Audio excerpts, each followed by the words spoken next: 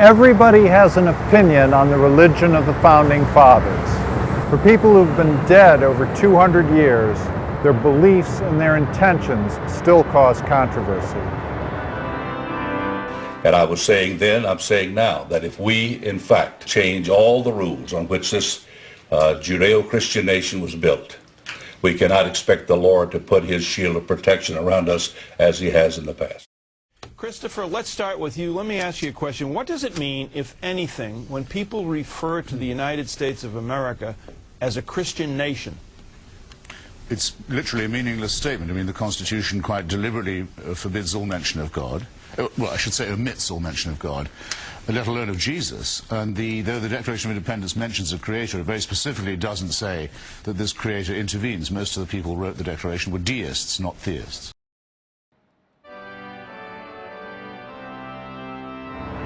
Christian nation, Judeo-Christian nation, secular nation. What did the founders believe? What were their policies about religion and state?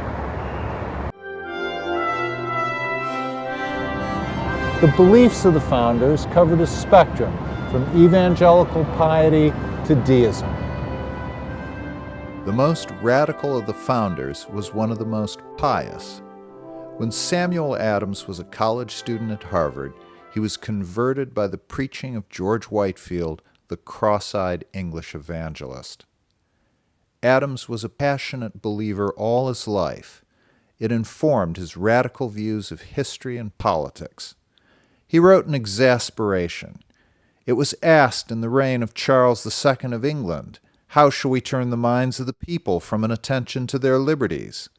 The answer was, by making them extravagant, luxurious, and effeminate. Will men never be free? They will be free no longer than while they remain virtuous. Benjamin Franklin was a more complicated character. He was Whitefield's publisher, and he knew Cotton Mather.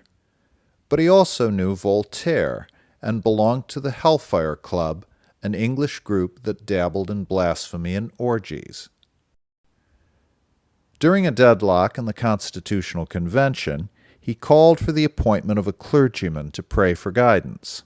Alexander Hamilton supposedly joked that we shouldn't call in foreign help. At the end of Franklin's life, the Reverend Ezra Stiles, president of Yale College, asked what he believed. Franklin answered, "Here is my creed.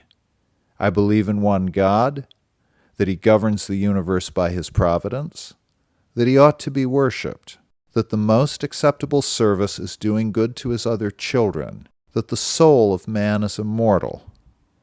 As to Jesus of Nazareth, I have some doubts as to his divinity, though it is a question I do not busy myself with now, when I expect soon an opportunity of knowing the truth with less trouble." Franklin ended by asking Stiles not to publish his letter. "I have ever let others enjoy their religious sentiments. I hope to go out of the world in peace with them all." A lot went on in that head, and Franklin wanted to keep a lot of it private. One of Franklin's many protégés was the English radical Thomas Paine, who became an outlier of unbelief. Paine's writing during the American Revolution quoted the Bible, "That the Almighty hath here entered his protest against monarchical government is true, or the Scripture is false." When he moved to France during its revolution, he attacked all Scripture. What is it that the Bible teaches us? Rapine, cruelty, and murder. What is it that the Testament teaches us? That the Almighty committed debauchery with a woman engaged to be married.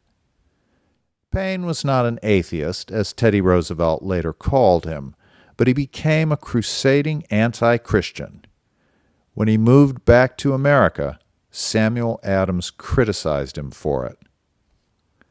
"When I heard that you had turned your mind to a defense of infidelity, I felt myself much astonished and more grieved." Paine stepped too far outside the norm.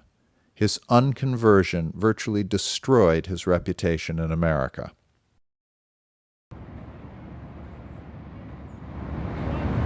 But Americans were less interested in the personal beliefs of the founders than in their policies. What would they do about religion as lawmakers and politicians? The founders all agreed on 2 points. First, rights were an aspect of human nature established by God.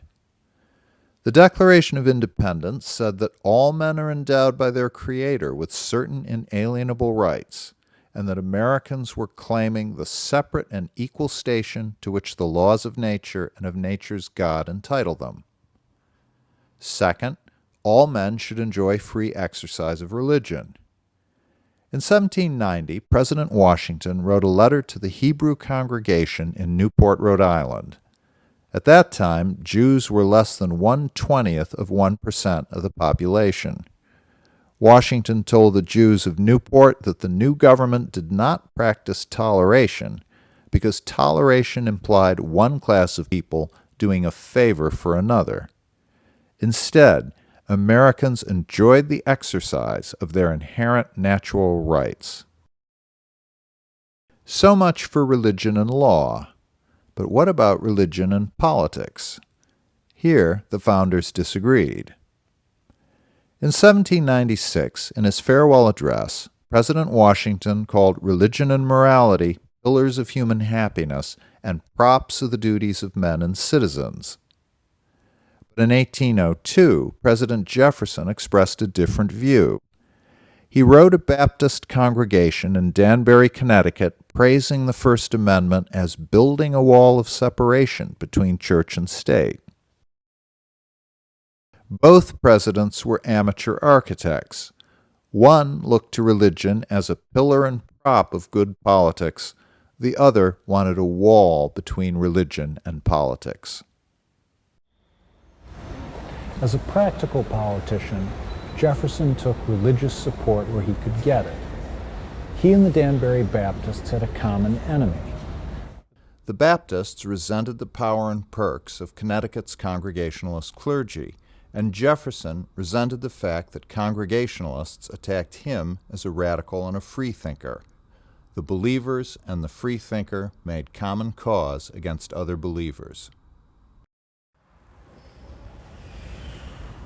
Religious freedom means freedom to argue about religion, and it's still going on.